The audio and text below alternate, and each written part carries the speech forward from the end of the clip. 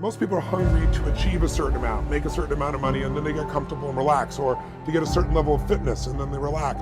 Hunger is the ultimate driver, because if you're hungry, you can get the strategy, you can get the answer. If you can't model it, you can find it. And so why would I go learn by trial and error and maybe take 10 or 20 years when I can learn from somebody in a few weeks or a few months or a few hours? If somebody takes 10 years of their life, they pour it into a book, and I can read that in an hour or two or three or four, why wouldn't I? Why reinvent the wheel? Most people start out with hunger at an early stage of life and they lose it. I believe that's the single most important element that separates the quality of people's lives.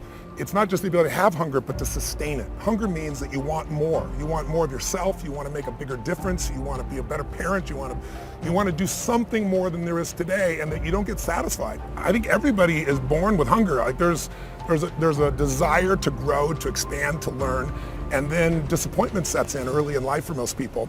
And then we look to blame something outside of ourselves. And there are many events in our lives that can affect us all. We've all had pain and challenges.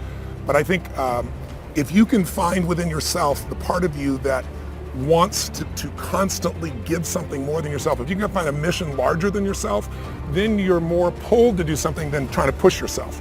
And pull has much more power than push. I always say motive does matter. That if your motive is to serve something greater, there is an energy that comes up inside of you. We're all afraid to fail, but it's the only way to learn sometimes. I mean, when people succeed, they tend to party. When you fail, you tend to ponder. And then the pondering is when you usually get the growth, the insight, the strategy that'll change your business, that'll change your personal life, that'll change your finances. And so I think, I don't vote for failure for anybody, but to think you're not going to experience it is absurd. The way to not experience it is to turn it into learning. The person that can go through failure like butter and it doesn't stop them, they just change their approach, I mean, how long will you give your average child to learn how to walk?